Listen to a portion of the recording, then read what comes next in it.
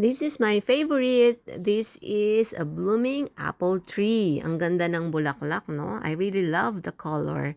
At meron na siyang isang maliit na bunga. That's the apple. So, abangan na lang natin ang paglabas ng iba pang mga apple from these flowers. So, ayan. Ito yung first tree or halaman na nakita ko today na gustong-gusto ko. I also saw bottle brush. Ito, bottle brush ang tawag dito.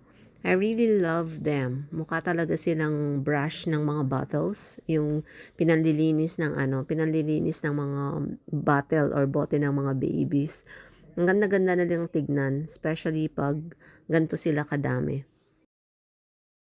Look at this beautiful flower. It's so red.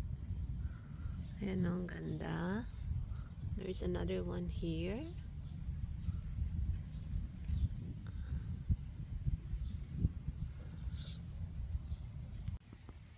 Look at this persimmon. Oh, persimmon. Dami ng mga bunga. Mas maganda to pag pag nahinog na yung kanyang mga bunga. Diba, dami oh.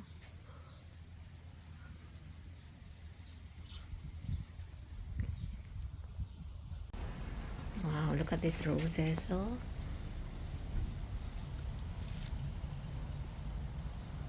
Sobrang ganda talaga ng kulay, ng color combination, ng pagkatingkad ng red. I really love them.